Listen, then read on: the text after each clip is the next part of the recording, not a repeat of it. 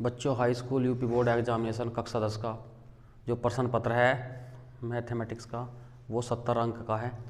और मैंने बताया था इससे पहले वीडियो में कि यह प्रश्न पत्र 2 भागों में बटा है, एक खंड ए और एक खंड ब।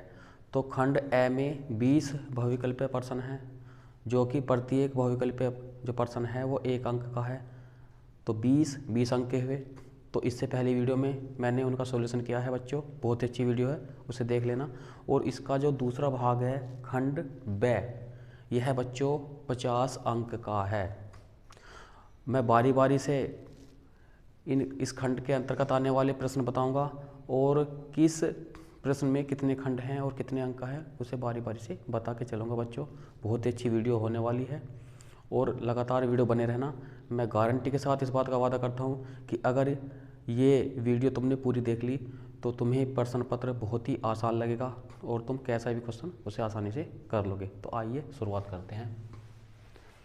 पहला प्रश्न दिया है, निम्नलिखित में से किन्हीं 5 खंड को हल कीजिए।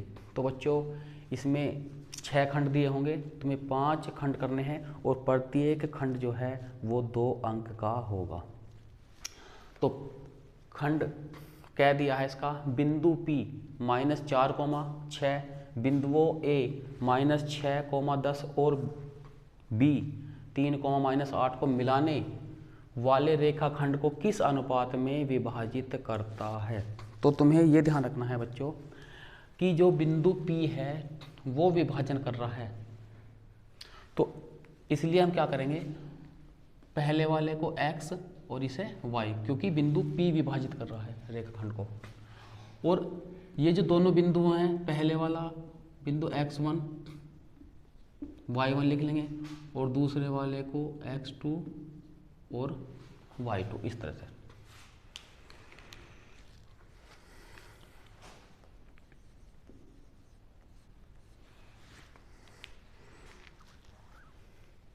तो अंत विभाजन के लिए फॉर्मूला लेके चलेंगे बच्चों।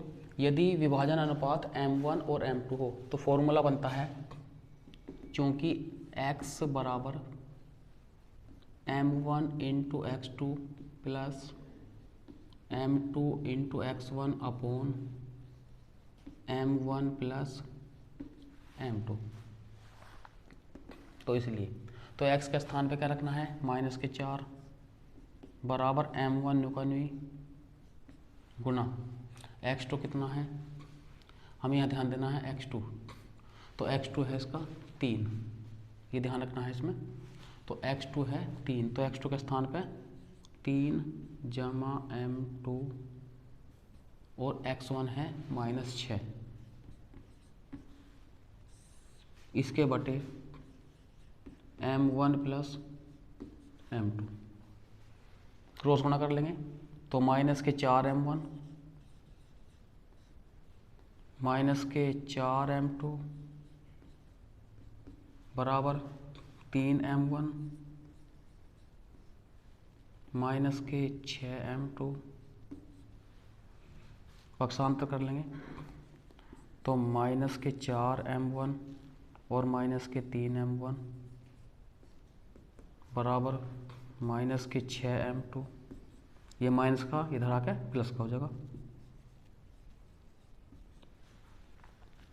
तो -7 m1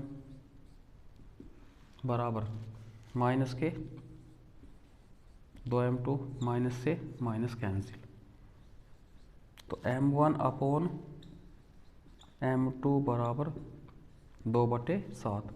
तो अतः अनुपात आ गया इनका m1 अनुपात m2 बराबर 2:7। तो तुम्हारी इच्छा है, तुम कोई से फॉर्मूले से कर सकते हो, x का प्रयोग करके भी कर सकते हो, y का भी। तो दोनों ही सेम आंसर आओगा, m1 अनुपात m2 बराबर 2:7। अगर तुम y वाला फॉर्मूला करोगे तो जहाँ x है वहाँ y आ जाएगा, यानी कि y बराबर m1 y2 plus m2 y1 upon m1 plus m2।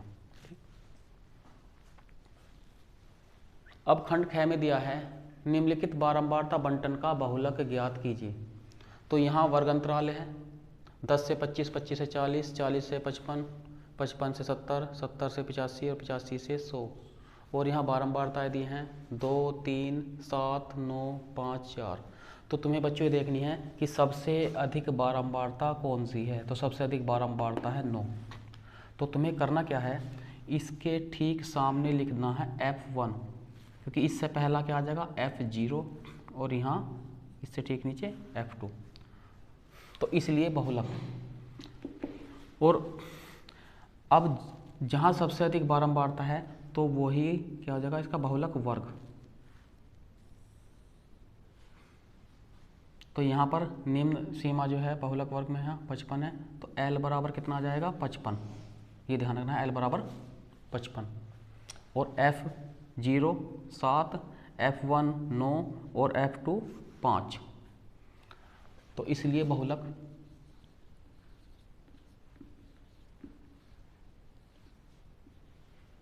यानी कि मोड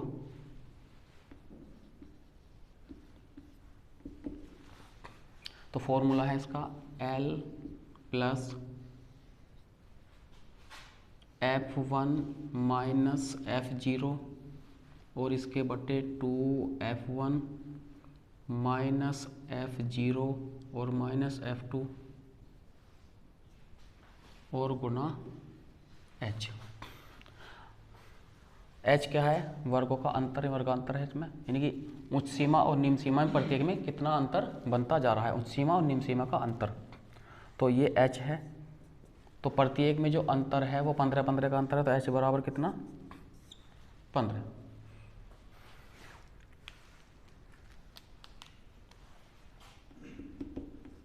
तो इसलिए बहुलक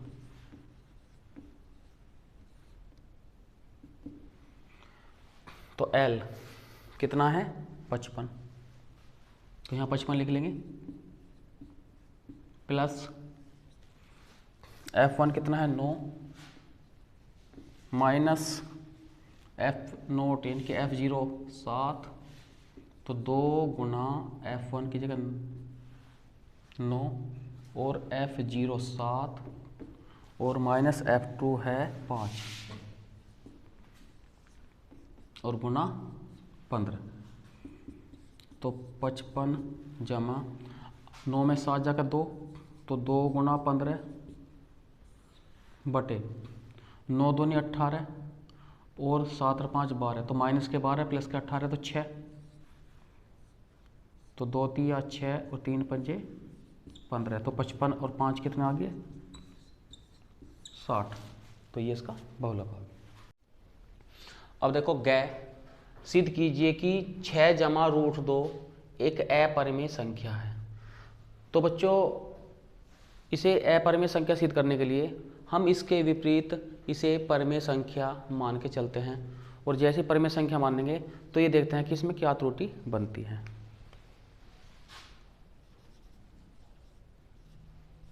तो माना 6 जमा रूट 2 एक परिमेय संख्या है।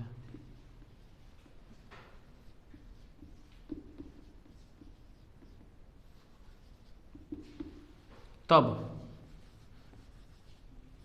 6 जमा रूट 2 बराबर A अपॉन B या P अपॉन Q के भी रूप में लिख सकते हैं,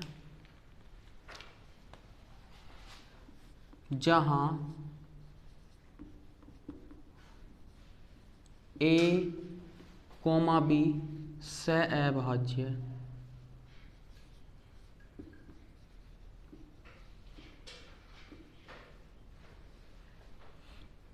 संख्याएं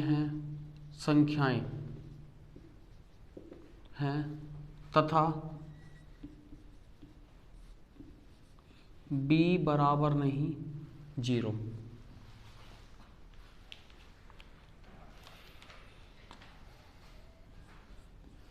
इसके बाद रूट 2 बराबर A अपॉन B माइनस के 6।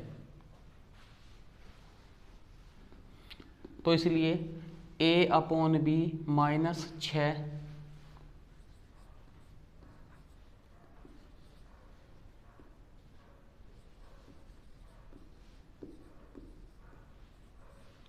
परिमेय संख्या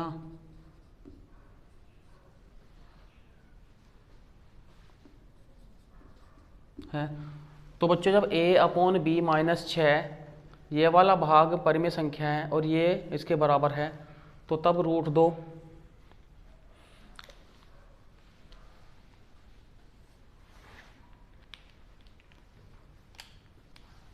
तो तब √2 भी एक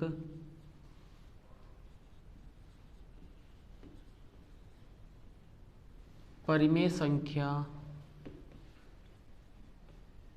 है। किंतु बच्चों इस बात से एक विरोधाभास उत्पन्न होता है कि √2 एक परिमेय संख्या है। तो ये लिख लेंगे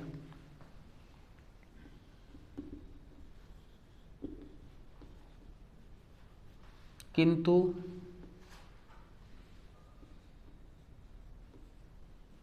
इससे विरोधाभास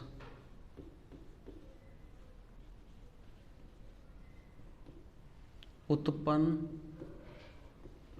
होता है।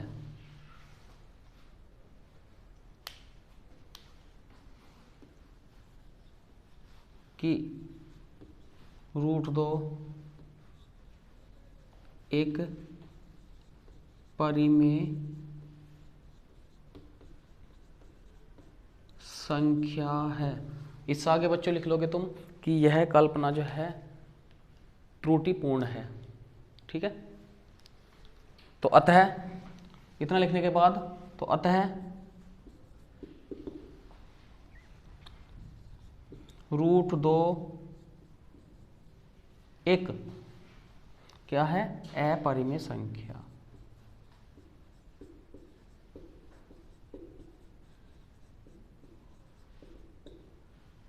ठीक है, इस तरह क्वेश्चन को कर लोगे इसे। तो बच्चों जब √2 अपरिमेय संख्या हमने सिद्ध की, तो अतः 6 जमा √2 एक अपरिमेय संख्या है। ये ध्यान रखना है कि 6 परिमेय संख्या है और √2 अपरिमेय संख्या है। अगर दोनों को हम प्लस में दिखाओगे तो परिमेय प्लस अपरिमेय संख्या बनेगी। ध्यान रखना है, अगर परिमेय में अपरिमेय जोड़ दें तो वो दोनों का जो परिणाम बनेगा वो अपरिमेय संख्या है। इस तरह से क्वेश्चन कर लेना है। अब खंड घ में देखो, द्विघातीय समीकरण 9x² - 6x जमा 1 बराबर 0 का विविध कर ज्ञात कीजिए और फिर मूलों की प्रकृति ज्ञात कीजिए। यदि वे वास्तविक हैं तो उन्हें ज्ञात कीजिए। तो बच्चों करना क्या है इसमें, देखो जो समीकरण है 9x² - 6x जमा 1 बराबर 0 की तुलना, इस तरह लिख लेंगे कि तुलना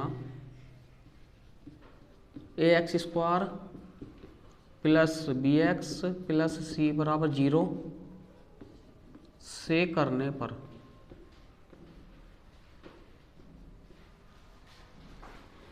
तो अब यहां ध्यान देना है तुम्हें कि x² का गुणांक यहाँ क्या है? a। तो a के स्थान पे कितना है यहाँ? 9। तो a बराबर कितना? 9। ऐसे ही बच्चों b, तो b के स्थान पे -6 तो b बराबर -6। c, तो c के स्थान पे 1 तो c बराबर 1। तो हमें विविध कर के लिए d की वैल्यू निकालनी है। d बराबर होता है b² - 4ac। तो इसलिए d, तो b के स्थान पे b का मान रख लेंगे। तो जहाँ b है वहाँ -6 का होल स्क्वायर -4 गुना a के स्थान पे 9 और c के स्थान पे 1 रख लेंगे। तो 6 छंग 36 और 9 चौक 36 तो बराबर 0। तो मूल वास्तविक तथा समान है। मूल वास्तविक परिमेय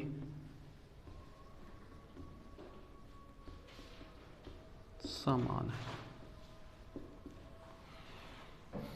तो जब मूल वास्तविक हैं तो उन्हें ज्ञात करने के लिए हम फॉर्मूला लगा लेंगे इसमें। तो x बराबर minus B plus minus under root D upon के 2a। तो x बराबर माइनस बी के स्थान पे क्या रख लेंगे, -6। तो जहाँ b है उसके स्थान पे -6 प्लस माइनस अंडर रूट, और बच्चों d के स्थान पे 0। तो जहाँ d है वहाँ 0, और इसके बट्टे 2 गुना a के स्थान पे क्या आ जाएगा, इसमें a के स्थान पर आ जाएगा 9।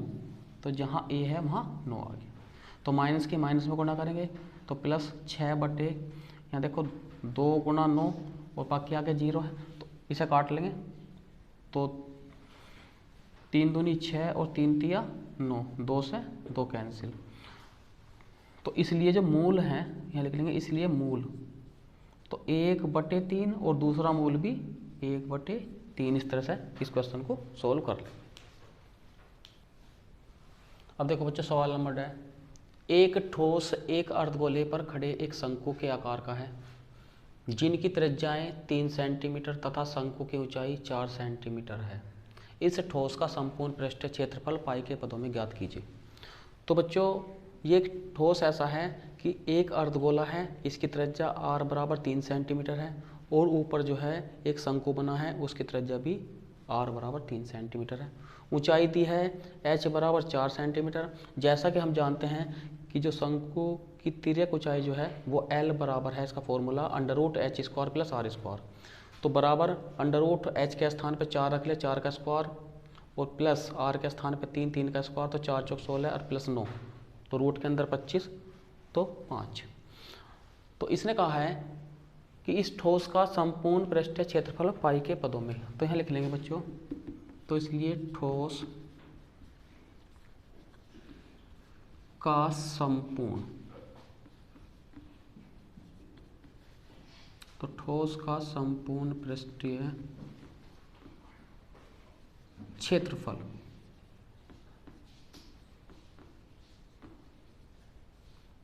बराबर, तो अर्धगोलाकार भाग का वक्रपृष्ठ क्या बनेगा, 2πr², और प्लस शंक्वाकार भाग का क्षेत्रफल बनता है पृष्ठीय क्षेत्रफल जो वक्रपृष्ठ है πrl। तो बराबर, तो 2πr, त्रिज्या कितनी है 3 सेंटीमीटर, तो जहाँ r है वहाँ 3 का स्क्वायर प्लस पाई गुना 3 गुना और l कितना है 5। तो 3 तिया 9 दूनी 18 पाई प्लस 5 तिया 15 पाई, जब इन्हें जोड़ेंगे तो 33 पाई वर्ग सेंटीमीटर इसका संपूर्ण पृष्ठीय क्षेत्रफल बना। अब देखो चय, उस त्रिभुज का क्षेत्रफल ज्ञात कीजिए जिसके शीर्ष P 0,0 और Q 2,0 और R 0,3 है। तो इसे हल कर लेंगे। तो बच्चों इसमें क्या होगा, यहाँ पर 3 शीर्ष दिए हैं, तो ये हो जाएगा x1 y1, इसे ले लेंगे x2 y2, और इसके निर्देशांक को लिख लेंगे x3 y3, इस तरह से बच्चों। अब चूंकि त्रिभुज का क्षेत्रफल होता है, चूंकि त्रिभुज का क्षेत्रफल है 1/2 x1 y2 minus y3 plus x2 y3 minus y1 plus x3 y1 minus y2। तो इसलिए त्रिभुज का क्षेत्रफल हो जाएगा यहाँ, तो 1/2। तो बच्चों जब x1 कितना है, x1 है 0, तो जैसे x1 के स्थान पे 0 रखें तो पूरा 0 हो जाएगा। तो 0 जमा x2 कितना है 2, y3 कितना है, y3 3 है, माइनस y1 0 प्लस x3 कितना है, x3 भी 0, तो पूरा 0 हो जाएगा ये तो 1/2 गुना, तो ये 0 हो गया, 0 2 तिया 6, तो 2 तिया 6, तो इसका क्षेत्रफल आ गया 3 वर्ग इकाई। नोट कर। अब देखो बच्चों, प्रश्न संख्या 2, निम्नलिखित में से किन्हीं 3 खंडों को हल कीजिए। तो खंड क में दिया है समीकरण x माइनस 1/x = 3, जहां x बराबर नहीं 0 के मूल ज्ञात कीजिए। तो बच्चों इसे कर लेंगे x माइनस 1/x बराबर 3, इसके बटे के लिए क्या क्रॉस गुणा कर लेंगे, तो x² माइनस 1 और बटे x बराबर 3, तो x² माइनस 1 बराबर 3x, तो x² माइनस 3x माइनस 1 बराबर 0। तो बच्चों अब इसकी तुलना कर लेंगे, की तुलना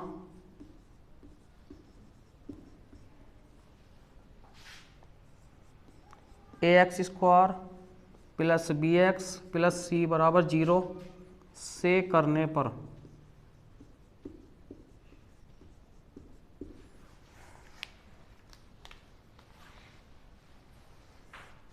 तो x² का गुणांक 1, क्योंकि जहां कोई संख्या नहीं होती, अंक नहीं होता, वहां 1 मानते हैं, तो a बराबर कितना आ गया 1, और b बराबर -3, b बराबर -3 और c बराबर -1, तो इसलिए x बराबर सूत्र लगा देंगे -b plus minus √b² -4ac upon 2a।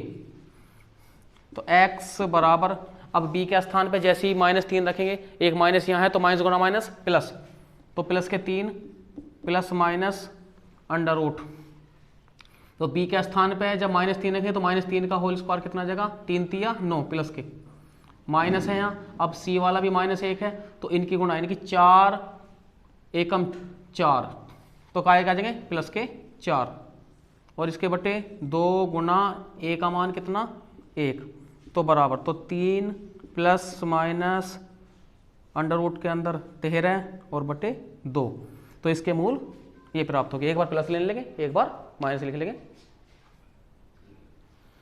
अब देखो खंड ख, एक समकोण त्रिभुज में सिद्ध कीजिए कि कर्ण का वर्ग शेष 2 भुजाओं के वर्गों के योग के बराबर होता है। बच्चों एक बात और बता दूं मैं कि जो दूसरा प्रश्न है, इसका जो प्रत्येक खंड है वो 4-4 अंक का है। तो अब इसमें सिद्ध करने से पहले देखो, यहाँ मैंने एक त्रिभुज बना लिया ABC, तो यहाँ लिख दिया है, इसमें ज्ञात है कि ABC एक समकोण त्रिभुज है जिसमें कोण भी समकोण है, तथा BD लंब किस पे, AC पे। इसके बाद लिखना है तुम्हें बच्चों, सिद्ध करना है AB का स्क्वायर प्लस BC का स्क्वायर बराबर AC का स्क्वायर, या ऐसे लिख सकते हो, सिद्ध करना है कि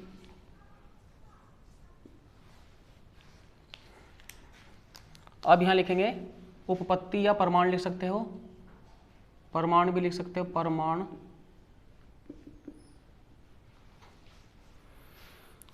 तो एक बात देखो पहले इस चित्र में कि यहां पर 3 समकोण त्रिभुज बनते हैं, 2 समकोण त्रिभुज तो इसी के भाग हो गए कि जैसे हमने BD लंब डाला AC पे, तो 2 समकोण त्रिभुज तो ये बन गए, और बड़े वाला समकोण त्रिभुज है ABC जिसके अंतर्गत 2 छोटे समकोण त्रिभुज हैं।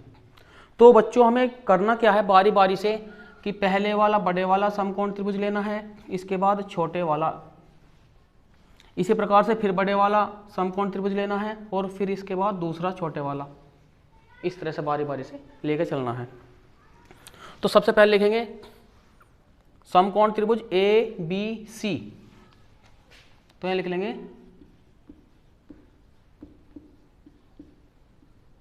समकोण त्रिभुज ए बी सी व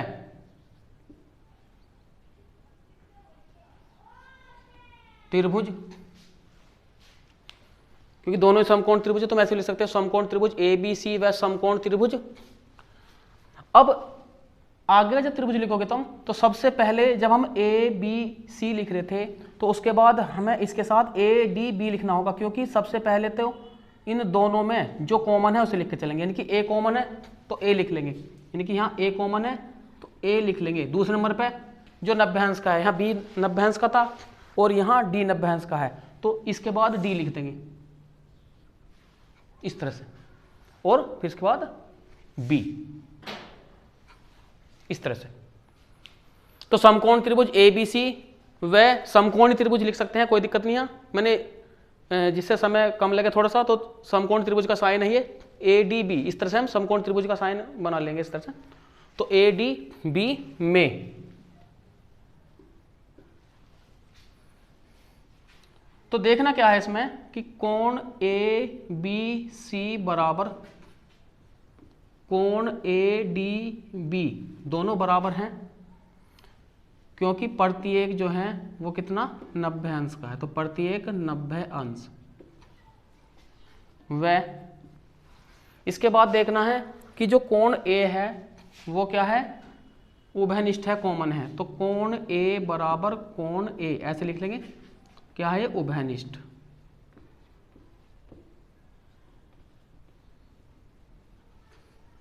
तो इसलिए त्रिभुज ए बी सी समरूप त्रिभुज ए डी बी। अब इनकी भुजाओं का अनुपात लेके चलोगे तो तुम्हें भुजाओं के अनुपात में जो भुजा बी डी है इस पे ध्यान नहीं देना है। तुम कैसा भी अपने आप की जो कंडीशन हम इंगे लेके चलेंगे वही कंडीशन इधर भी लेके चल सकते हो, तुम कैसे भी लेके चलो। तो इधर से शुरुआत करेंगे क्योंकि हमें बी डी नहीं लेना है, तो जो पैटर्न इंगे बनेगा वही इसे बना लेंगे, अपने हिसाब से कैसे भी बना सकते हो तुम। तो यहां देखो, तो जो नहीं लेना है उस पर निशान लगा दो कि ये वाला हमें बी डी नहीं लेना है। इस तरह से मैंने ब्लैक में निशान लगा दिया है, यानी कि बी डी नहीं लेना है। तो इसके बाद हमें करना क्या है, देखो ए बी और इसके बटे ए डी। तो जैसा इधर लिया है ए सी और इसके बटे ए बी, तो इस तरह से। तो शुरुआत करेंगे ए सी इसके बटे ए बी बराबर ए बी और इसके बटे ए डी, इस तरह। तो जैसी कंडीशन तो इधर थी वैसा ही इधर लेके चला, और मैंने बी डी पे पहले निशान लगा लिया ताकि ये ना लिया जाए। वो तुम्हारी इच्छा है कि इसके बटे तुम इसे ले लो, यानी कि जैसा इस ए बी के बटे यदि तुम यहाँ ए बी के बटे ए सी करोगे तो ऐसी ए डी के बटे ए बी, यानी कि तुम्हारी इच्छा है कि जैसा इधर करोगे वैसा इधर करना है तुम्हें। तो इनकी क्रॉस गुणा कर लो, तो ए बी की ए बी में गुणा करेंगे तो ए बी स्क्वायर बराबर A C into A D, ये होगी इक्वेशन फर्स्ट। अब बच्चों ठीक इसी तरह से जैसे मैंने यहां तुम्हें सिद्ध करके बताया है, ठीक इसी तरह से समकोण त्रिभुज ए बी सी, और अब जब ए बी सी को लेकर रहता है सी कॉमन है, तो शुरुआत यहां करनी है सी से। तो तुम्हें लिखना है C B A B C को सी बी ए इधर से लिखोगे ऐसे। तो इसी प्रकार यहां लिख देंगे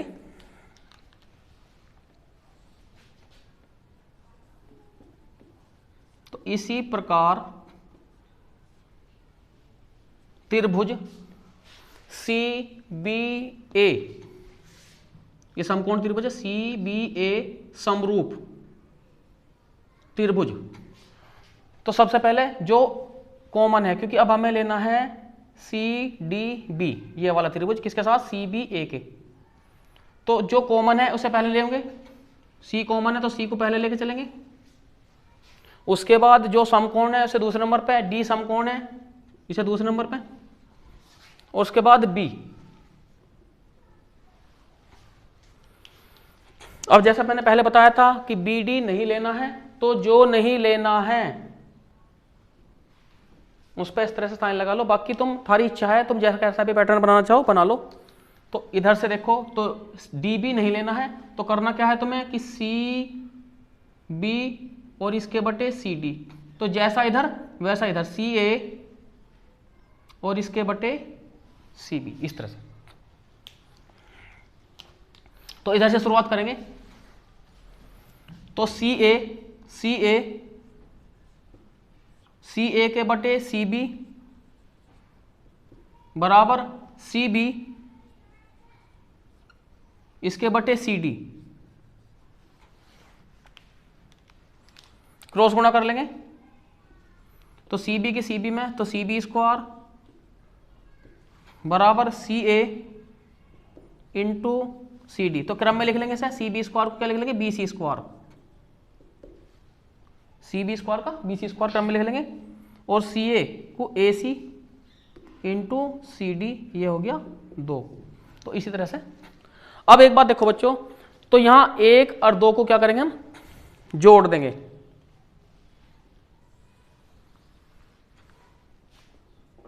तो 1 में 2 को हम जोड़ देंगे, तो ए बी स्क्वायर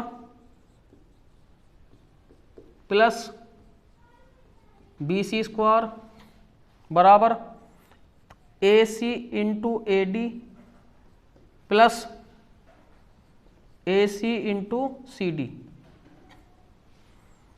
तो बराबर दोनों तरफ से ए सी कॉमन, तो कोष्ठ के अंदर A D plus C D, तो बराबर ए सी इंटू, तो A D plus C D, तो ए डी और प्लस सी डी क्या बन गया, ए सी के, तो यहां भी ए सी,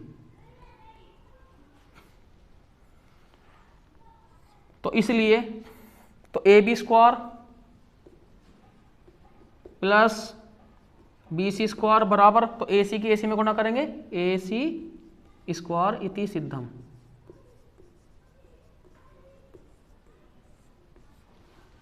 नोट करो। अब देखो बच्चों, खंड गए निम्नलिखित बारंबारता सारणी का माध्य ज्ञात कीजिए। तो यहाँ वर्ग अंतराल दिया है 500, 520, तो 12, 14 बारंबारता दी है, 12, 14, 8, 6, 10। तो इसका वर्ग अंतराल लिख लेंगे बच्चों, 500 से 520, 520 से 540, 540 से 560, 560 से 580 और 580 से 600। इनका मध्यमान xi, इनकी दोनों का टोटल उसका आधा कर लेंगे। तो जब इन दोनों को जोड़ेंगे तो 1020 के आधे कितने, 510। फिर ऐसे इन दोनों का टोटल कर लेंगे तो 1060 के आधे 530, तो कितना बढ़े यहाँ पर 20, तो इसे 20-20 जोड़ते चले गए, तो यहाँ 550, 570, 590। अब तुम्हें इन्हीं में से कोई सा कल्पित माध्य ए मान लेना है।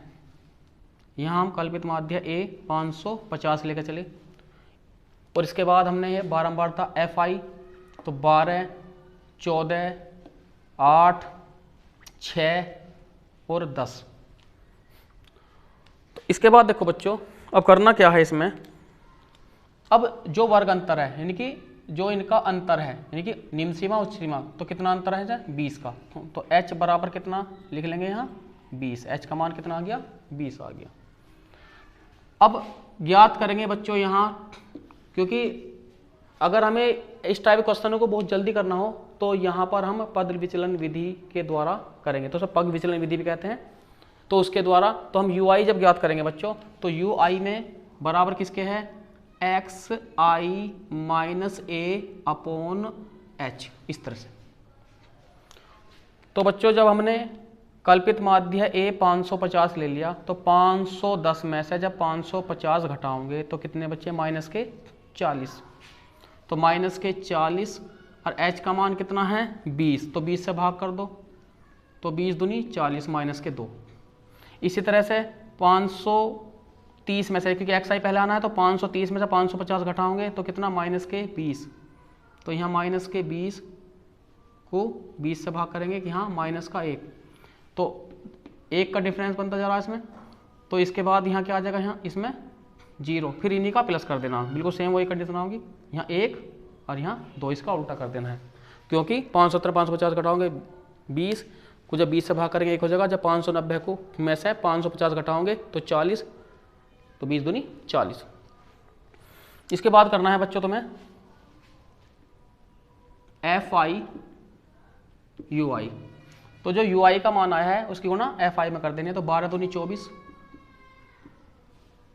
माइनस के 14, 8 0 0, 6 कम 6, 10 दूनी 20।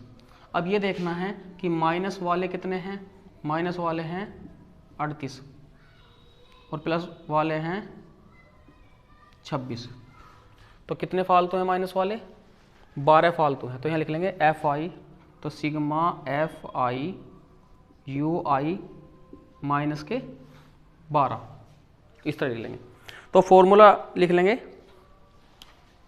तो x बार यानी कि समांतर माध्य के लिए पग विचलन विधि में, तो a plus sigma FI UI upon sigma FI और गुणा h। तो x बार कल्पित माध्य a कितना है 550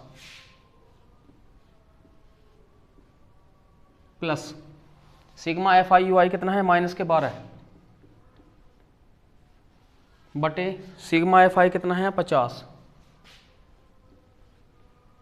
गुणा h का मान कितना 20। 1 0 से 1 0 कैंसिल। तो 550 माइनस के 12 दूनी 24 बटे 5। तो 24 को 5 से भाग करेंगे तो 5 चौक 20 और 5 अट्ठे 40। तो 550 में से क्या घटा देंगे 4.8। इस तरह लिख लोगे। घटाने के लिए मैं बता रहा हूँ इसमें 550 लिख के 0.0 लगा लोगे और इसके ठीक नीचे लिख लोगे 4.8। 10 में से 8 जाके 2 दशमलव, यहाँ 9 रह गए, 9 में से 4 जाके 5, यहाँ 4, तो 545.2। तो घट का आया 545.2 इसका माध्य है। अब देखो बच्चों इसका खंड है। सिद्ध कीजिए कि अब पहले वाले नंबर पे दिया है इसमें sine 60 into cos 30 minus sine 30 into cos 60 बराबर 1/2 सिद्ध करना है। तो इसमें लेफ्ट हैंड साइड ले लेंगे बच्चों। लेफ्ट हैंड साइड साइन 60 अंश into cos 30 minus sine 30 into cos 60। वैसे तो फॉर्मूला बन रहा है sine into cos B minus cos into sine B, लेकिन हम इन्हें बारी बारी से मान रख लेंगे प्रत्येक का अलग अलग। जैसे साइन 60 का रूट 3/2 गुणा कोस 30 का मान भी रूट 3/2 माइनस साइन 30 का मान 1/2 गुणा 1/2। तो यहाँ रूट 3 की रूट 3 में 3/4 माइनस, तो 1/4। तो 3 में से जाकर 2/4, तो 2 कम 2, 2 दूनी 4, तो 1/2 आ गया राइट हैंड साइड। इस तरह से कर लेना। अब इसका दूसरा भाग लेफ्ट हैंड साइड, तो tan 52 अंश इंटू tan 60 अंश tan 38 अंश और tan 30 अंश बराबर 1 के सिद्ध करना है। तो तुम्हें यहाँ ध्यान रखना है बच्चों कि जिन कोणों का यानी कि यहाँ पर ये सारे tan में हैं, तो 52 अंश और 38 यानी कि जिसका 90 अंश बन रहा उन्हें एक साथ लेना है और ये ध्यान रखना है इसमें। तो इसमें करना क्या है कि tan 52 अंश इंटू tan 38 अंश, इस तरह से ही tan 60 अंश इंटू tan 30 अंश, इस तरह से। अब देखो बच्चों करना क्या है, हमें यहाँ लिख लेंगे tan 52 अंश जो का नहीं रहने देंगे और ये नेक्स्ट वाले को बदल लेंगे tan। तो 90 में से कितने घटाएं 38 बचे यानी कि 52 इंटू tan 60 का मान हमें पता है, tan 60 का मान √3 और tan 30 का मान 1/√3। जिनका पता है उन्हें चेंज करने की ज़रूरत नहीं है। तो tan 52 अंश, तो 90 माइनस थीटा क्या आ जाएगा कोट 52 अंश इंटू √3 से √3 कट के 1 आ गया, तो यहाँ 1 रह गया। तो tan 52 अंश गुना, तो कोट 52 अंश को लिख लेंगे 1/tan 52 अंश गुना 1, इससे कैंसिल हो गया 1, तो 1 आ गया राइट हैंड साइड। तो इस तरह से कर लेना है। अब देखो प्रश्न नंबर 3, निम्नलिखित में से किन्हीं 3 खंडों को हल कीजिए। तो बच्चों इसमें भी प्रत्येक खंड जो है वो 4 अंक का है। खंड क्या है? निम्नलिखित बंटन की माध्यिका ज्ञात कीजिए। तो यहाँ वर्ग अंतराल दिया है, तो ये जो वर्ग अंतराल दिया है 15 से 20, 20 से 25, 25 से 30, 30 से 35, 35 से 40, 40 से 45 और 45 से 60, और बारंबारता है 14, 56, 60, 86, 74, 62, 48। तो वर्ग अंतराल यानी कि क्लास इंटरवल यानी कि CI लिख लेंगे इसे। तो 15 से 20, 20 से 25, 25 से 30, 30 से 35, 35 से 40, 40 से 45 और 45 से 60। इनकी बारंबारताएँ 14, 56, 60, 86, 74, 62, 48 यहाँ रख ली मैंने। संचय बारंबारता CF, तो 14 के सामने 14, फिर 14 और 56 कितना 70 हो गया, 70 और 60 130 हो गया, 130 और 86 216, 216 और 74 290, 290 और 62 352 और 352 और 48 कितना 400। तो यहाँ n बराबर कितना आ गया 400। तो n बराबर 400, तो इसलिए तो n/2, तो 400/2 तो कितना आया 200। तो अब ये ध्यान रखना है जो 200 है वो संचय बारंबारता 216 के अंतर्गत आता है, यानी कि 216 के नज़दीक है बहुत ही ज़्यादा। ठीक है, तो इसके अंतर्गत भी आता है। तो क्या करेंगे, तो इसलिए यहाँ जो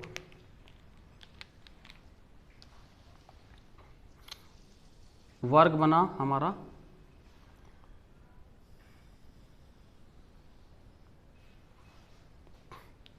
जिसकी बारंबारता 86 और निम्न सीमा L बराबर कितना 30 और H बराबर, तो H क्या है ये वर्ग अंतर है। तो 20 में से 15 जाकर कितना बचा यहाँ 5, तो H का मान कितना 5। F 86 और यह जो वर्ग है नहीं, जो वर्ग हमारा बना है इस वर्ग से ठीक पहले वाली यानी कि 216 से संचय बारंबारता है, 216 से पहले क्या है 130, तो ये क्या हो गया इसमें ये हो गया C, तो इसे C लेके चलेंगे। तो माध्यिका का सूत्र ले लेंगे, तो इसलिए माध्यिका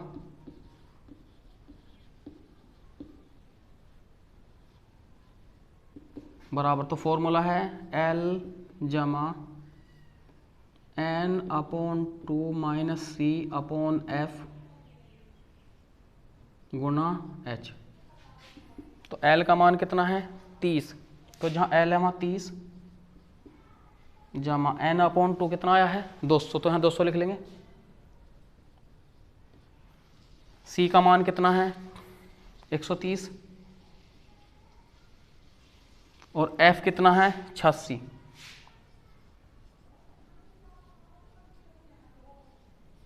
और H का मान कितना 5। तो 30 जमा, जब 200 में से 130 घटाओगे तो कितना आ गया 7 गुना 5 और बटे कितना 86।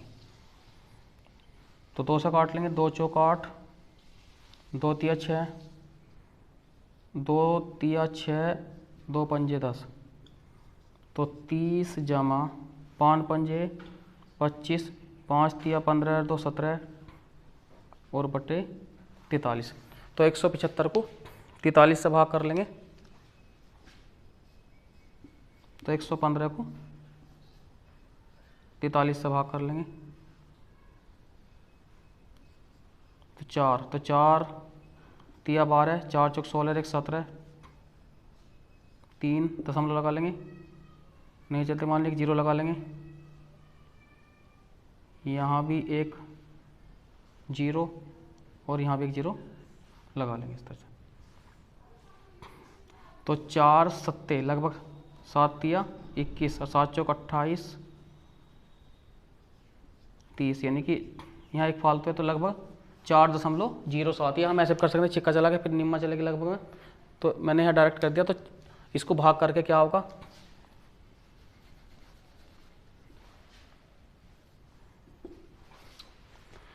तो 175 को 43 से भाग करते हैं तो भागफल आता है हमारा 4.07। तो यहाँ 30 जमा 4.07, तो जब इन दोनों को जोड़ेंगे तो 34.07, तो इसकी माध्यिका आ गई। नोट कर लो। अब देखो बच्चों, इसका खंड ख, 10 मीटर ऊंचे भवन के शिखर से एक केबल टावर के शिखर का उन्नयन कोण 60 अंश है। इसके पाद का अवनमन कोण 45 अंश है। टावर की ऊंचाई ज्ञात कीजिए। रूट 3 का मान जो है बराबर 1.73 का प्रयोग कीजिए। तो बच्चों, हमने यहाँ ए बी मकान लिया जिसकी ऊंचाई 10 मीटर और इसके सामने एक केबल टावर है सी डी, इसकी ऊंचाई मैंने h मीटर मान ली।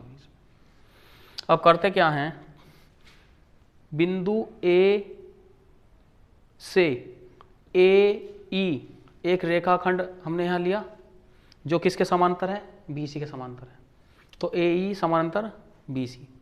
अब कहा है इसने कि बिंदु ए से जो इस केबल टावर का शिखर का उन्नयन कोण है वो 60 अंश है, और जब बिंदु ए से ही इसके पाद बिंदु पर देखते हैं तो इसका जो कोण बन रहा है अवनमन वो 45 अंश बन रहा है। तो बच्चों, हमें पता है कि जब ए ई समानांतर किसके बी सी के, तो ये जेड वाली पोजीशन बन गई इस तरह एकांतर कोण। तो यहाँ 45 है तो यहाँ भी कितना होगा, 45 अंश होगा। तो बच्चों स्पष्ट है। सबसे पहले हम समकोण त्रिभुज ए बी सी का प्रयोग करके हमें जो x है x की वैल्यू निकालनी होगी। ठीक है, x की वैल्यू निकाल लेंगे, तो x की वैल्यू यहाँ रख लेंगे। उसके बाद हम डी ई और बटे ए ई का प्रयोग करते हुए हम h की वैल्यू आराम से निकाल लेंगे। तो सबसे पहले समकोण त्रिभुज ए बी सी में तो जो ज्ञात करना है तो पहले लिख लेंगे बी सी बटे जो ज्ञात है ए बी बराबर, तो यहाँ आधार बटे लंब किसके, कोट 45। तो बी सी एक्स और बटे ए बी कितना है 10 और कोट 45 का मान कितना है 1। तो x बराबर कितना आ गया 10। अब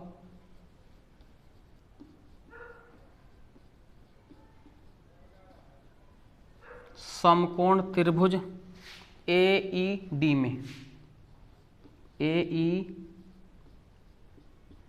में तो x का तो हमें पता लग गया कि x की वैल्यू कितनी है 10। अब ज्ञात करनी है ये वाली साइड, क्योंकि इसी साइड के सहारे से हम h की वैल्यू निकल जाएगी। तो इसमें कोई दिक्कत नहीं है। अब तुम सोच रहे हो कि पता नहीं बटे पता, इससे कोई मतलब नहीं, चाहे तुम इसके बटे से ले लो या इसके बटे से, इससे कोई मतलब नहीं। ऐसे ही चाहे इसके बटे से ले लो या इसके बटे से, इससे कोई मतलब नहीं। ठीक है, तो यहाँ कर लेंगे डी ई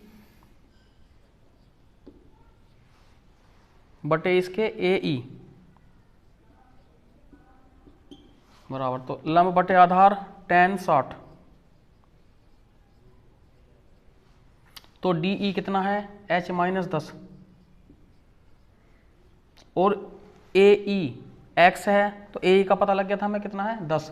तो जहाँ ए ई है वहाँ 10 लिख देंगे और tan 60 का मान कितना √3। तो h माइनस 10 बराबर 10 गुना √3। तो 10 गुना √3 की वैल्यू 1.73 रख लेंगे, 1.73।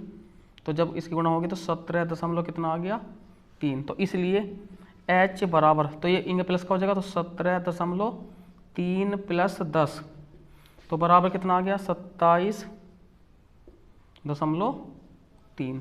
तो ऊंचाई आ गई इसकी 27.3 मीटर टावर की। नोट। अब यहाँ देखो बच्चों, खंड घ में 5 सेंटीमीटर, 6 सेंटीमीटर तथा 6.5 सेंटीमीटर भुजाओं वाले एक त्रिभुज की रचना कीजिए जिसकी भुजाएं पहले त्रिभुज की संगत भुजाओं की 2/3 गुनी है। तो बच्चों जैसे जैसे मैं डायग्राम बनाता हुआ बोलता रहूँ वैसे वैसे तुम्हें रचना विधि अपना आप लिख लेनी है, ठीक है। तो सबसे पहले तुम्हें करना क्या है, आधार BC, क्योंकि ये भुजा AB लिख लेनी है तुम्हें। AB 5 सेंटीमीटर, BC 6 सेंटीमीटर और AC 6.5 सेंटीमीटर। तो तुम्हें क्या लिखना है, आधार BC, जैसे जैसे बोल रहा हूँ मैं, तो आधार BC 6 सेंटीमीटर खींचो। इसके बाद करना क्या है, बिंदु B और C को केंद्र मानकर क्रमशः 5 सेंटीमीटर और 6.5 सेंटीमीटर की दूरी भरकर पटरी प्रकार की सहायता से 2 चाप लगाओ जो एक दूसरे को बिंदु A पर काटते हैं। ऐसे चाप लगाना है, इधर से चाप लगाना है, तो जो एक दूसरे को बिंदु A पर काटते हैं। और फिर लिखना है AB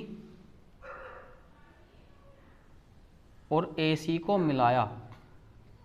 तो जहाँ कट लगेगा ये, यहाँ बिंदु A लेना है और फिर लिख लियो दूसरे में AB और AC को मिलाया। फिर बिंदु B से, हालांकि मैं यहाँ AB कितनी लंबाई है, AB की 5 सेंटीमीटर, तो लिख लो यहाँ 5 सेंटीमीटर और AC 6.5 सेंटीमीटर। अब बिंदु B से एक न्यून कोण बनाती हुई किरण BX खींची। अब देखो बच्चों तुम्हें करना क्या है कि यहाँ 2/3, तो बटे में कितने भाग हैं, 3, तो तुम्हें B1, B2 और B3 यानी कि 3 बराबर बराबर भाग यहाँ लेने हैं, ध्यान रखना है इसका। और ये भी ध्यान रखना है कि अगर अंश कम है और हर ज़्यादा है तो अंदर की तरफ भाग कटेगा, और यदि अंश अधिक है हर ज़्यादा है तो बाहर की तरफ समांतर भुजा में लेनी है। तो अब अंश कम है हर ज़्यादा है तो अंदर की तरफ ये त्रिभुज, जो त्रिभुज बनेगा समरूप वो इससे छोटा होगा, ध्यान रखना। तो कैसे देखो, तो सबसे पहले बटे में क्या है, यहाँ 3 है, तो इसके 3 भाग बराबर बराबर भाग हमें काट लेने हैं। यहाँ B1, B2 और B3, तो यहाँ B1 लिख लो, यहाँ B2 और B3। तो रचना चरण में लिखना है तुम्हें कि किरण पर B1 बराबर B1, B2 बराबर B2, B3, तो B2, B3, ठीक। इसके बाद लिखना है तुम्हें B3 और C को मिलाया, तो रेखाखंड B3C खींचा। अब देखो बच्चों, अब ऊपर क्या है 2, तो हमें कहाँ से B2 यहाँ ध्यान देना है, तो B2C डैश, B2C डैश किसके समांतर, B3C के समांतर हमने एक रेखाखंड खींचा। तो रेखाखंड खींचने का तरीका बच्चों मैं बता रहा हूँ कि यहाँ तुम यहाँ एक कोण बना लो और जितना कोण यहाँ बनेगा ऐसा कट लगा लो, उतना ही कोण तुम्हें यहाँ लेना है और इससे इस तरह से इसके समांतर खींच लेना है। और इसी तरह से C डैश और A dash, C dash A dash किसके समानांतर, रेखाखंड CA के समानांतर C डैश A डैश खींचा, ठीक है। तो अतः, उसके बाद लिखना है तुम्हें अतः त्रिभुज ABC, तो त्रिभुज ABC समरूप त्रिभुज किसके, A डैश B और C डैश, तो A dash B C dash, ठीक है। तो इस तरह से तुम्हें बच्चों ये रचना करनी है। अब देखो बच्चों, खंड घ में निम्नलिखित समीकरणों के युग्म को वज्र गुणक विधि से हल कीजिए। तो पहले वाली समीकरण दी है 2x जमा वाई बराबर 5 समीकरण 1, 3x जमा 2y बराबर 8 समीकरण 2। तो तुम्हें करना क्या है बच्चों, इस तरह से क्रॉस के निशान लगा लोगे, ऐसे और ऐसे, फिर ये क्रॉस कर लोगे ऐसे, फिर ऐसे, फिर ये ऐसे, इस तरह से। अब ध्यान रखना है कि यदि बराबर के बाद, यानी कि इधर x और y वाले पद हैं और बराबर के बाद अचर पद दिए हैं, तो बच्चों ये x, ये वाला y, तो यहाँ -1 आ जाएगा। और यदि अचर पद बराबर से पहले होते और बराबर के बाद यहाँ 0 होता, तो तब यहाँ प्लस का 1 रखते। ये ध्यान रखना है इसमें। तो पहले करना क्या है, पहले भाग को इस तरह से पहले x वाले भाग को दबा लो। तो y के साथ गुणांक क्या है 1, तो पहले यहाँ 1, फिर यहाँ 2, बराबर के बाद कितना है 5, और फिर इसके बाद 8। तो पहले यहाँ से शुरुआत करनी है, x वाला नहीं लेना है। तो 1, 2, 5, 8, फिर पहले वाला 2, 3, तो यहाँ 2 और 3, ठीक है। लास्ट में जो सबसे पहला है वही सबसे लास्ट में लिख देना है इस तरह से। अब करना क्या है, देखो x बटे तुरंत बराबर लगा दो y के बटे तुरंत बराबर लगा दो -1 के बटे, इस तरह से। तो गुणा ऊपर से करके चलना है। तो 1 अट्ठे 8 माइनस, फिर ऐसे घूम के ऐसे 2 1 कम 2 पंजे 10, यानी कि 8 1 कम 1 अट्ठे 8, और फिर ऐसे घूम के आके फिर नीचे से ऊपर की तरफ गुणा करनी है, 2 पंजे 10। अब ऊपर की तरफ आ गए तो 5 तिया 15, y के लिए 5 तिया 15, पहले 15, तो ऊपर से नीचे की तरफ, नीचे से ऊपर की तरफ, यानी कि 8 दूनी 16। फिर -1 के लिए 2 दूनी 4, तो ऐसे ऊपर से फिर नीचे से ऊपर, 3 एकम 3, इस तरह से। तो x बटे यहाँ का आएगा -2 बराबर y बटे -1 और -1 बटे 1। तो पहले इसे इसके साथ लेना है, फिर इसके साथ ऐसे। तो x बटे -2 बराबर -1 बटे 1, क्रॉस गुणा कर लेंगे। तो x बराबर -2 की जब गुणा -1 में करेंगे तो 2। इसके बाद y बटे -1 बराबर -1 बटे 1, ऐसे क्रॉस गुणा कर लेंगे। तो y बराबर कितना आ गया 1। तो चेक कर लेंगे, x बराबर 2 और y बराबर 1 आया। तो जहाँ x है बच्चों वहाँ 2 रख लेंगे। तो 2 दूनी 4 और 1 5, ठीक। ऐसे दूसरे वाले भी चेक कर लेंगे। तो 3 दूनी 6 और 2 8, ठीक है। तो इस तरह क्वेश्चन को कर लेना है। अब देखो बच्चों सवाल नंबर 4, निम्नलिखित में से किसी एक खंड को हल कीजिए। तो बच्चों इसमें 2 खंड दिए हैं, खंड क और खंड ख, और प्रत्येक खंड जो है वो 8 अंक का है। तुम्हें इनमें से कोई सा एक खंड करना है। तो खंड क, निम्नांकित समीकरणों के युग्मों को हल कीजिए। युग्म दिए हैं 2/3x जमा y जमा 1/3x माइनस वाई बराबर 1 समीकरण 1। दूसरा समीकरण है 1/3x जमा y minus 2/3x minus Y बराबर -3/4 समीकरण 2। तो यहाँ देखो इसमें पहले वाले भाग में इसके बटे में 3x जमा y है, यहाँ भी 3x जमा y है, और दूसरे वाले भाग में 3x माइनस वाई और इसके बटे भी 3x माइनस वाई। तो तुम्हें ऐसे क्वेश्चनों करने के लिए क्या करना है, अंश में देखना है। अंश में यदि 1 है तो नहीं छोड़ देना है, यदि 1 से अधिक संख्या है तो तुम्हें क्या करना है, उसके साथ गुना 1 दिखा देना है। ऐसे ही यहाँ 2 गुना 1, यानी कि अगर 1 से अधिक है तो उसके साथ गुना 1 दिखा देना है।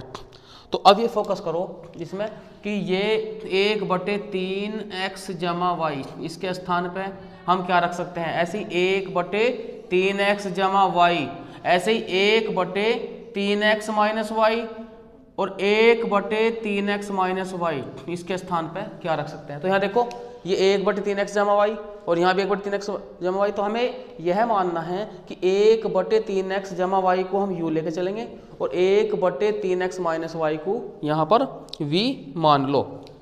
तो यहाँ लिख लेंगे माना, तो माना 1/3x जमा वाई बराबर u और 1/3x माइनस वाई बराबर v रखने पर यह यहां तक भी छोड़ सकते हैं v। तो बच्चों 2 है इसके साथ में क्या जगह u, तो इसके स्थान पर आ गया u, आगे का निशान है प्लस का, फिर v बराबर 1, ये बन गई समीकरण 3। इसके बाद 1/3x जमा वाई, तो यहां कितना आ जाएगा u माइनस 2v बराबर -3/4। इस 4 गुणा इसमें कर लेंगे तो 4u माइनस 4 दूनी 8v बराबर -3। ये होगी समीकरण 4। अब देखो अगर हमें u का विलोपन करना है तो यहाँ 4u है, यहाँ 2u है, तो स्पष्ट है कि 3 में हम 2 की गुणा कर ले तो ये भी 4u हो जाएगा। तो बच्चों एक बात बता रहा हूँ, अगर समीकरण 3 में तुम्हें 2 गुणा होगी तो प्रत्येक पद में तुम्हें गुणा करनी होगी। तो समीकरण 3 गुणा 2, तो इसलिए 2 दूनी 4u जमा 2v बराबर 2, तो समीकरण बन गई 5। तो 5 में से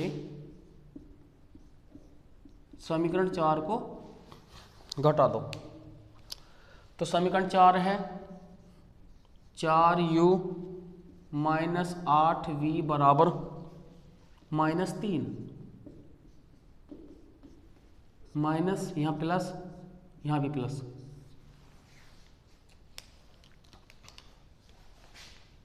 चार यू से 4u कैंसिल, तो प्लस के 8v और प्लस के 2v, तो 10v बराबर ये प्लस के हो गए 3, 3 और 2 5, तो v बराबर 5 और इसके साथ गुणांक 10 है तो ये बटे में आ जाएगा, तो 5 एकम 5 और 5 दूनी 10, तो v का मान आ गया 1/2। तो v का मान किस में लिख लेंगे 3 में, तो यहाँ लिख लेंगे 3 से, तो 2u जमा v के स्थान पे 1/2 बराबर कितना 1, तो 2u बराबर 1 माइनस 1/2, तो 2u बराबर 2 एकम 2 में से जाके 1/2, तो u बराबर आ गया 1 इसके बटे में चला जाएगा 2 दूनी 4। तो इसलिए अब u बराबर किसके हैं, तो u बराबर है 1/3x प्लस वाई के, तो जहाँ u है वहाँ लिख लेंगे 1/3x प्लस वाई, तो 1/3x प्लस वाई बराबर 1/4।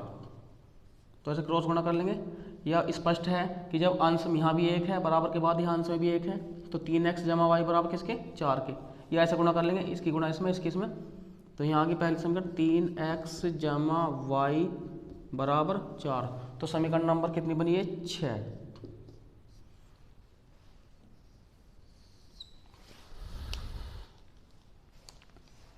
इसके बाद v बराबर कितना है, तो यहाँ लिख लेंगे चूंकि v बराबर कितना 1/2 और v के बराबर क्या है 1/3x माइनस वाई, तो जहाँ v है वहाँ आ जाएगा 1/3x माइनस वाई बराबर 1/2, तो क्रॉस गुणा करने पे क्या आ जाएगा 3x माइनस वाई बराबर कितना 2, तो ये समीकरण होगी 7। अब यहाँ देखो ये माइनस का y है, ये प्लस का y है, तो क्या करेंगे 7 में 6 को जोड़ने पर, तो यहाँ लिख लेंगे 7 प्लस 6, तो 6 को इसके नीचे लिख लेंगे 3x प्लस वाई बराबर 4, तो ये समीकरण नंबर 6। तो जोड़ने पे y से y कैंसिल हो जाएगा, 3x 3x कितना आ गया 6x बराबर 6, तो x बराबर कितना आ गया 1।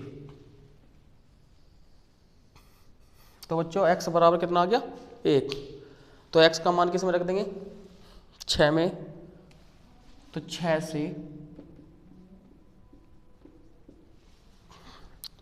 तो यहाँ आ जाएगा 3 गुना x के स्थान पे 1 जमा y बराबर 4, तो 3 जमा y बराबर 4, तो y बराबर 4 माइनस 3 1, तो x बराबर 1 और y बराबर 1 इसका माना।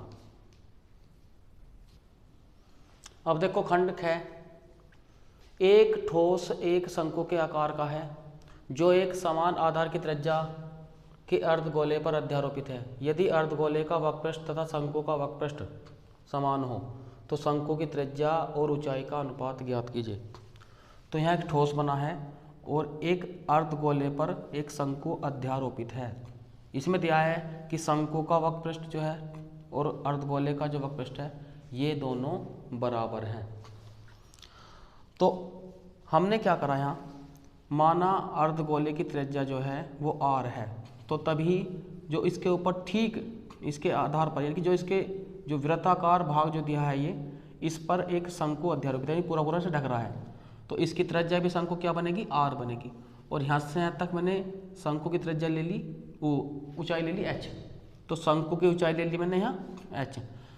जैसा कि हम जानते हैं पाइथागोरस प्रमेय के अनुसार कि कर्ण पर बना वर्ग शेष अन्य दो भुजाओं पर बने वर्गों के योग के बराबर है, तो इसी वजह से यहाँ L बराबर अंडर रूट h का स्क्वायर और प्लस r का स्क्वायर, क्योंकि पाइथागोरस प्रमेय के अनुसार L का स्क्वायर बराबर h का स्क्वायर प्लस r का स्क्वायर बने, तो दोनों पक्षों का वर्ग मूल्य का L बराबर हो गया under root h square plus r square. तो प्रश्नानुसार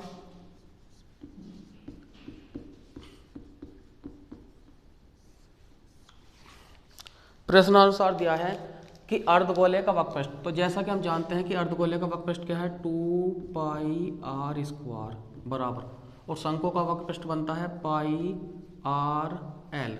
पाई से यहाँ पाई कैंसिल हो गया, यहाँ r से ये पावर 2 कैंसिल होगी, तो 2r बराबर l के स्थान पे क्या रख देंगे under root h square plus r square, दोनों पक्षों का वर्ग करने पर तो इसका आ जाएगा 2 दूनी 4r का square h square plus r square, तो 4r स्क्वायर में से जब r स्क्वायर घटाओगे तो यहाँ बन गया 3r स्क्वायर और बराबर h स्क्वायर, तो r स्क्वायर बटे h स्क्वायर बराबर क्या आ गया 1/3, तो दोनों पक्षों का वर्गमूल लेने पर जैसे पावर हटाओगे यानी कि r अपॉन h, तो बराबर हो जाएगा 1 का वर्गमूल 1 और 3 का रूट 3, तो इसलिए r अनुपात h बराबर आ गया 1/√3। तो इस तरह क्वेश्चन ये कर लेना है। अब देखो बच्चों सवाल नंबर 5, निम्नलिखित में से किसी एक खंड को हल कीजिए। तो बच्चों इसमें भी 2 खंड दिए हैं, खंड क और खंड ख, तो प्रत्येक खंड 8 अंक का है। तो खंड क में दिया है कुछ निश्चित संख्या के छात्रों में 300 सेव समान रूप से वितरित किए जाते हैं, अर्थात प्रत्येक छात्र में बराबर बराबर सेव बांटे जाते हैं। यदि 10 छात्र और आ जाएं तो प्रत्येक छात्रों को मिलने वाले सेवों में 1 की कमी हो जाती है, तो छात्रों की संख्या ज्ञात कीजिए। तो यहाँ करना है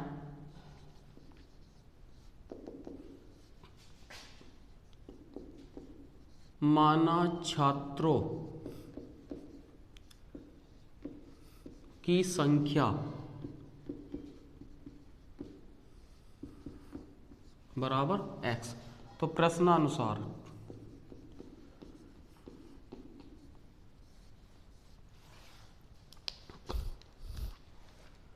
सेवों की संख्या कितनी है, सेवों की संख्या है 300,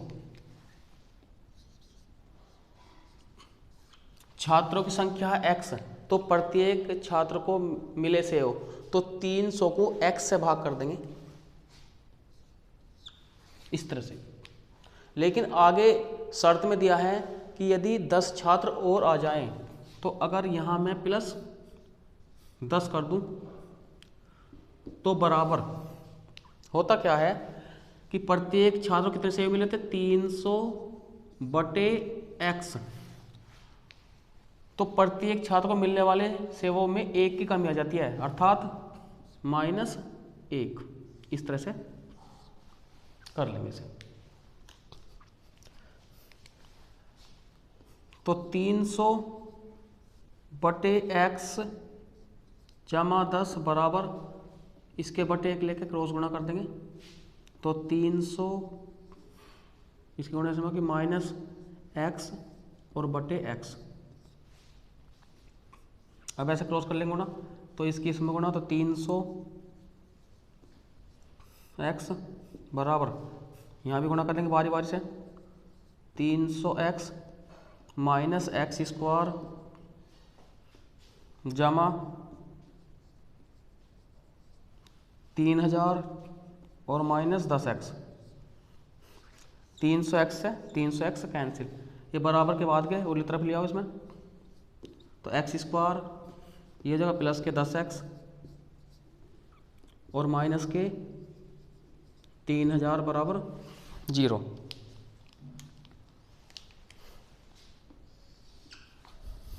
तो x², तो जब इसके फैक्टर करेंगे 3000 एकम 3000, तो यहाँ बनेगा कितना, 60x प्लस के माइनस के 50x माइनस कितना 3000 बराबर 0। तो x कॉमन ले लेंगे, तो x जमा 60 माइनस 50 कॉमन, x जमा 60 बराबर 0। तो x जमा 60 कॉमन, x माइनस 50 बराबर 0। तो जिसमें प्लस आ रहा है वो तो लेना नहीं, क्योंकि बराबर के बाद जाकर माइनस हो जाएगा। तो x माइनस 50 यहाँ लिख लेंगे, तो इसलिए x माइनस 50 बराबर 0, या यदि x माइनस 50 बराबर 0 तो x बराबर कितना आ गया 50। तो छात्रों की संख्या कितनी आ गई, 50 आ गई। अब इसके खंड ख में 2 प्रश्न दिए हैं। अब मैंने जैसा बताया था कि इसमें 2 खंड हैं, खंड क और खंड ख, प्रत्येक 8 अंक का है, लेकिन खंड ख को 2 भागों में बांट दिया, प्रश्न संख्या 1 प्रश्न संख्या 2। तो प्रत्येक प्रश्न जो है वो 4-4 अंक का है। तो तुम्हें इन्हीं दोनों खंडों में से खंड क खंड ख में से कोई सा एक खंड करना है, लेकिन मैं दोनों खंड समझा के चल रहा हूँ। इससे पहले मैं दोनों समझाए थे, इनकी पूरा का पूरा पेपर मैं तुम्हें समझा के चल रहा हूँ, और जैसे शर्त के अनुसार जो शर्त दी है उसके अनुसार तुम्हें पेपर ये करना है। अब इसका जो पहला प्रश्न है, एक समबाहु त्रिभुज में सिद्ध कीजिए कि एक भुजा के वर्ग की 3 गुना इसके किसी एक ऊंचाई, क्योंकि किसी भी शीर्ष से हम लंब डाल सकते हैं आधार पर कोई से भी, तो किसी एक ऊंचाई के वर्ग के 4 गुने के बराबर होता है। तो पहला भाग इसका हल कर लेंगे।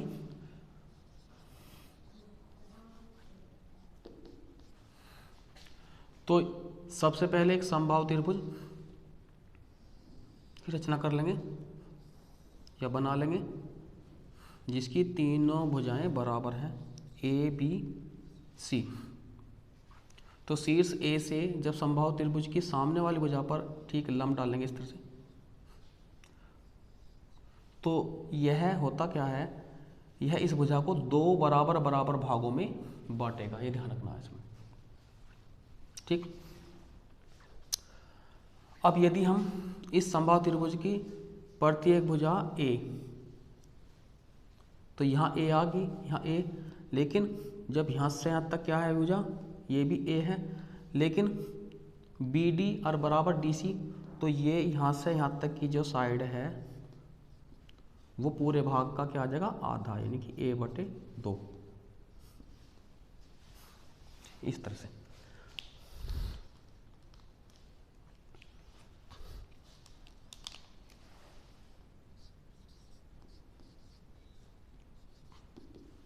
तो ज्ञात है ए बी सी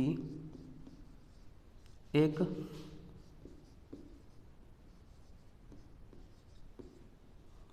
समबाहु त्रिभुज है।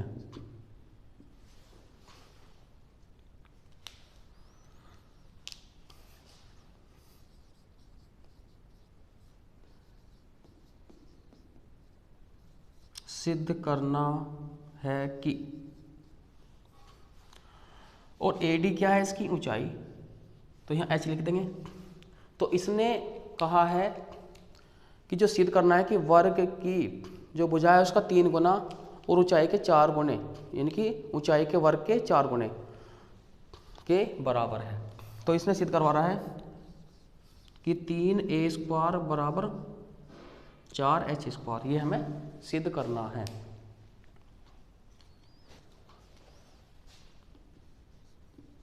तो यहाँ प्रमाण लिख दो या उपपत्ति।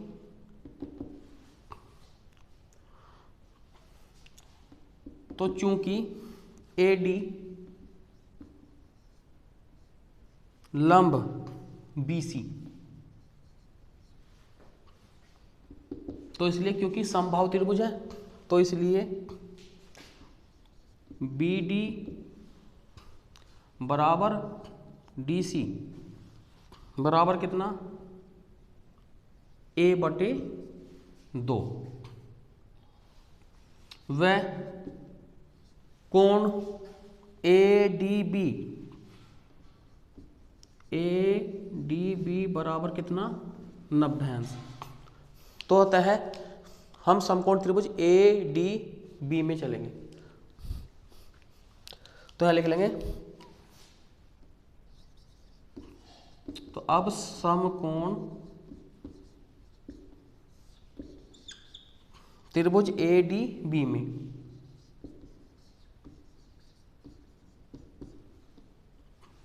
ADB यानी कि D जो है ये 90 अंश है, तो इसे ही बीच में लेना है। तो पाइथागोरस प्रमेय के अनुसार समकोण के यानी कि 90 अंश के सामने वाली भुजा क्या है, कर्ण। तो कर्ण पर बना वर्ग यानी कि AB का स्क्वायर बराबर अन्य दो भुजाओं पर बने वर्गों के योग के बराबर। तो BD का स्क्वायर प्लस AD का स्क्वायर। तो AB का स्क्वायर कितना है, A² बराबर BD कितना है, a/2। तो a/2 का होल स्क्वायर आ गया और AD क्या है, h, तो h का स्क्वायर।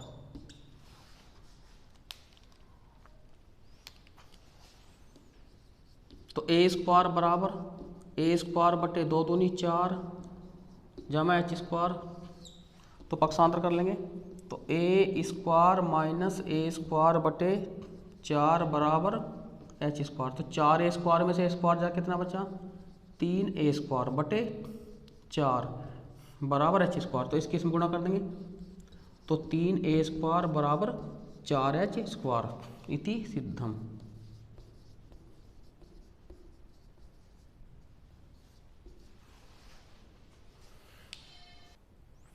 अब इसके दूसरे भाग में दिया है चित्र में, तो ये सामने चित्र दिया है। तो त्रिभुज PQR की भुजा PR और QR पर बिंदु S और T हैं। तो PR और QR पर बिंदु S और T हैं। यदि कोण P बराबर किसके हैं, RTS, तो सिद्ध कीजिए कि त्रिभुज RPQ, तो त्रिभुज RPQ समरूप है त्रिभुज RTS। तो बच्चों ये सामने चित्र दिया है, तो चित्र को तुम यहाँ भी बना सकते हो, क्योंकि जब क्वेश्चन पेपर से तुम इस क्वेश्चन को हल करोगे तो यहाँ भी इस तरह डायग्राम बना लेना है। तो ये मान लो कि हमने डायग्राम ये बना लिया, तो हम इसे हल करके चल रहे हैं।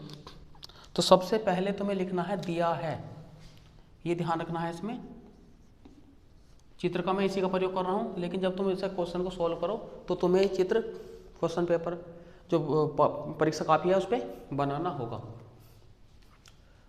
तो दिया है, तो पहले चित्र बना लोगे ऐसे, और उसके बाद नीचे लिखोगे दिया है त्रिभुज PQR में इस तरह लिख लोगे। तो मेन चीज क्या है कि कोण P बराबर कोण RTS, इस तरह से। फिर दूसरे नंबर पे लिखना है सिद्ध करना है।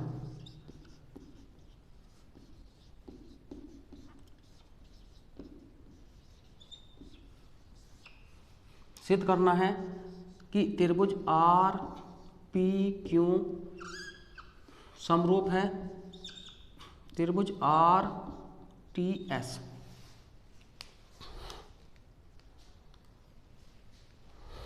इसके बाद या तो प्रमाण लिख लो या उपपत्ति। उपपत्ति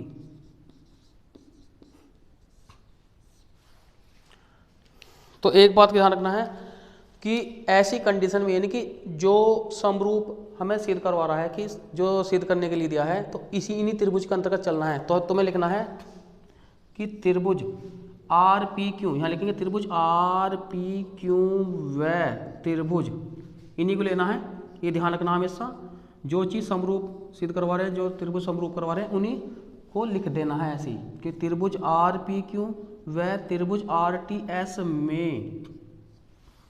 तो सबसे पहले नंबर पे जो दिया है वो लेना है। तो कोण P बराबर कोण किसके है, आर टी एस, सामने लिख तो दिया है,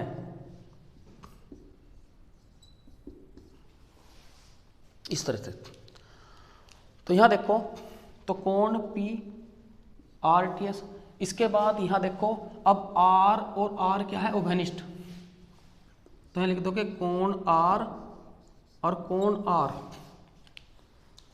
दोनों में क्या है, उभयनिष्ठ। तो सामने लिख लोगे उभयनिष्ठ।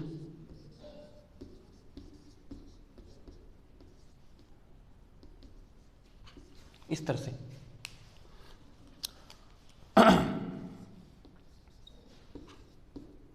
तो अतः कोण कोण सर्वांग समता से या समरूपता से, कोण कोण समरूपता से, क्योंकि समरूप सिद्ध करवा रहा है, तो यहां लिखेंगे कोण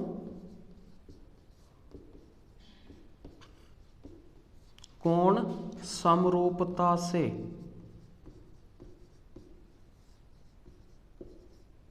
तो जब दो कोण बराबर हैं तो तीसरा कोण अपना आप बराबर आ जाएगा। समरूपता से त्रिभुज आर पी क्यू समरूप किसके हुआ, त्रिभुज आर टी एस। यहां लिख देंगे सामने इति सिद्धम।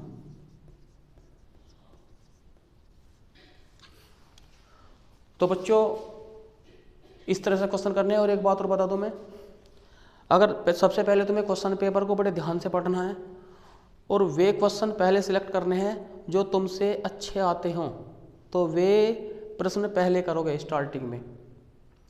क्योंकि अगर तुम अन्य क्वेश्चन पर भी ध्यान दोगे तो जो क्वेश्चन तुम्हारे पे अच्छे आते हैं उन क्वेश्चनों को तुम भूल जाओगे, तुम्हारे दिमाग से निकल जाएंगे या गलत कर सकते हो। तो पहले जो क्वेश्चन आते हो उन्हें बारी बारी से करो, ठीक है। अगर वीडियो अच्छी लगी हो तो वीडियो को लाइक और चैनल को सब्सक्राइब कीजिएगा। धन्यवाद।